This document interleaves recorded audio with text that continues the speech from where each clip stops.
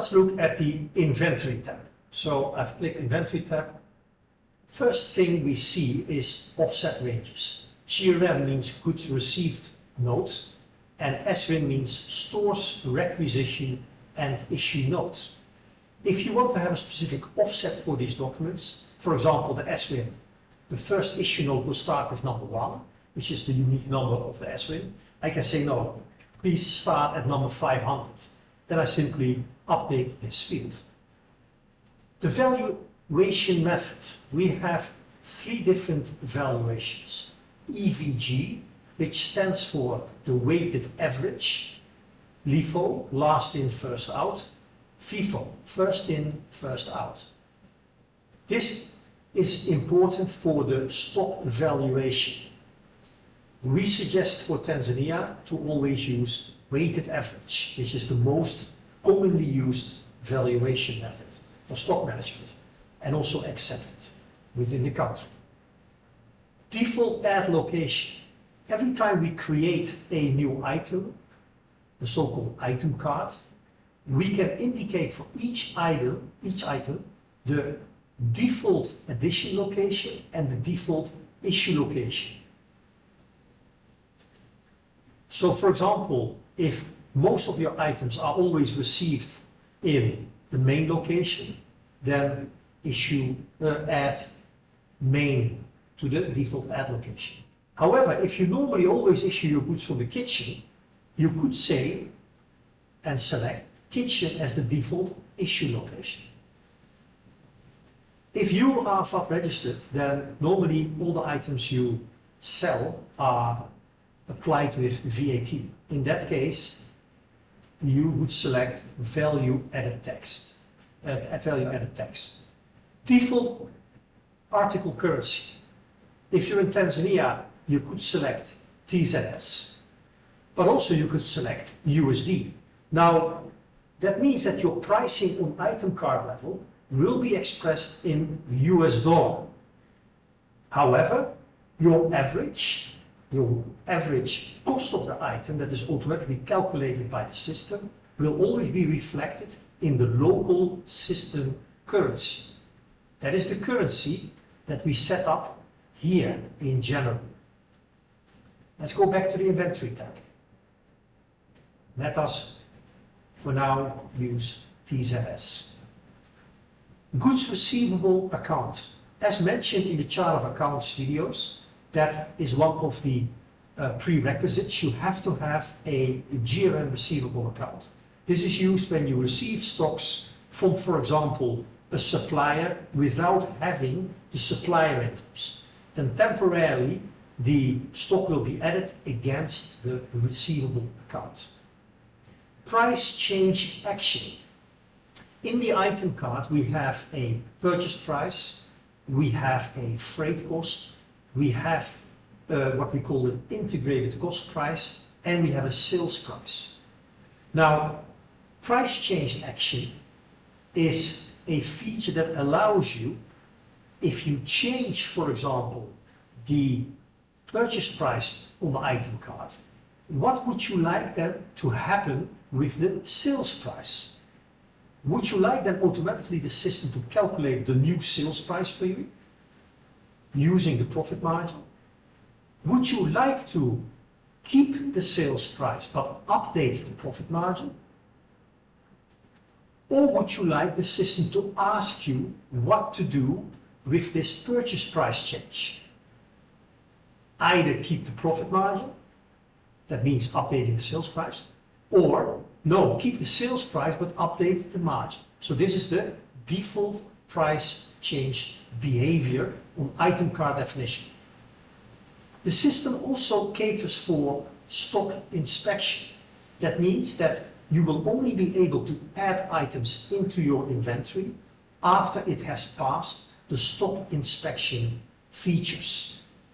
You have either the option to not use stock inspection. That means that when you add items to stock, they are immediately, effectively into your inventory.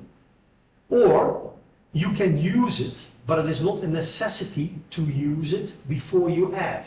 That means you can still use the stock inspection features, but it will not prohibit you from entering into stock if it was not inspected correctly. Or we use stock inspection, and only when the items are approved, they will be allowed to be entered into the stock. So the stock inspection itself is a feature in the system. And again, this is a feature that will be covered in separate videos. Returns variance account is one of these accounts that had to be set up in a chart of accounts. This will be later covered further into the debit note processing, because the returns variance account only will be affected in some cases in debit note processing. Debtor issue on credit. This is a default that will appear when you create debtors. What is this default for? Is when you are, for example, making an invoice and the invoice has not yet been paid by the client. Is then the client allowed to take the goods that were on that invoice mentioned? If you do not want goods to be taken by clients that have not paid yet, then you would unclick this. However, debtor by debtor you can overrule this, so this is merely a default setting. Reserve stock on sales orders and job cards. As you may have seen, we have sales orders in the system as a sales document type. But would you like, every time a sales order is created, that it reserves the stock, meaning that we will deduct from the economic available stock this sales order quantity? As an example, I have 100 laptops in stock. I have a sales order of 30. Would you like somebody that wants to buy 80 of stock to be prohibited from taking those 80? Because in fact, I only have 100 minus 30. So if you want to reserve stocks on sales order and job cards, you click it on. Now it will deduct your economic stocks at the moment you want to sell. Produce SFINs and produce GRNs. Do you want to prompt printing SFINs and GRNs every time when there is a stock addition or a stock issue? If you do not want to produce SFINs and GRNs and maybe only produce them on request, then tick this off. However, if you want automatically the system to prompt you to print it, then click it on. If we produce SFIN and GRNs, do we want to print also the financials on the note? So for example, if I deliver my goods to the client and I want to produce a GRN, do you want to show on the GRN the financial information, or do you only want them to sign for the quantities? So depending on your preference, you set financial on or off for these type of documents. If you are processing purchase orders or supplier invoices, would you like the system to automatically add these items to stock? So for example, I am ordering 15 laptops. At the moment of processing the order, would you like to already add those laptops to the stock? Similarly for supplier invoices. Or are you receiving the stocks later or manually later and not at the same time of processing the document? In that case, you would have to untick it. Now you can make a purchase order or supplier invoice and thereafter manually add on that purchase order or supplier invoice. Similarwise, we have this for the issue from stock. At the moment you create a cash sale, would you manually like to adjust the stock based on that cash sale? Or at the moment you make the sale, you would automatically like to issue it out? Document by document, we can determine you will or will not automatically issue. So if any of your documents should have an automatic issue, you should click this on. If none of them have automatic issue, then you click it off. Let's click it on for now. You also have the option to have what we call full transaction issue and full sales line issue. What does this mean? If I click full sales transaction issue on, that means I will only issue the stocks out if all the stocks of all items in the sales transaction are available for issue. If I click this off, that means that even if on an invoice I have 5 different items and 2 can be issued, 2 out of 5, then I will continue with the issuance of those 2. The other 3 remain outstanding. But it is maybe possible that when you send goods and deliver them to, for example, your client by truck, you do not want to drive 2 or 3 times to the same client. You want to actually combine all the deliveries in one go. In that case, you should click full sales transaction issue only to prevent partial deliveries.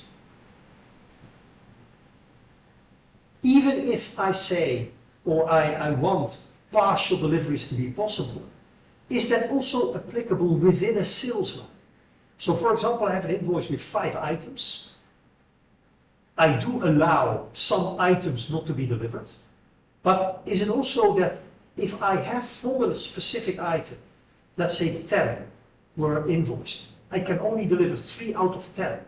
Do you allow the 3 out of 10 to be delivered? Yes or no? If you allow partial line deliveries also, then I untick this. But if I say no, if somebody ordered 5 laptops and 5 monitors, the monitors I cannot deliver because I don't have them. The laptops I have, but I don't have them all. If you allow them still to receive partial, you leave it like this. If you do not, click this on.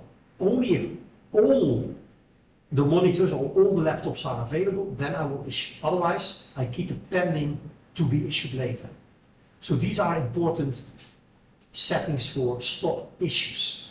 When I now click automatic stock issue on, then it is important to realize that under miscellaneous tab, automatic issue AI, I can say on which documents do you allow automatic issue. Maybe only on the cash. Then I would untick the invoice one and the debit note one. Let's go back to inventory items. As I mentioned, also the automatic stock addition is there. So when I click this on and I go to miscellaneous, now you see AA, automatic addition. I am now able to mention, to select on which documents would you like to automatically add. Maybe only on the supplier invoices and not on the purchase order. So up to your preference, you can determine which documents we will the automatic addition to or the automatic issue. Let's go back to the inventory tab.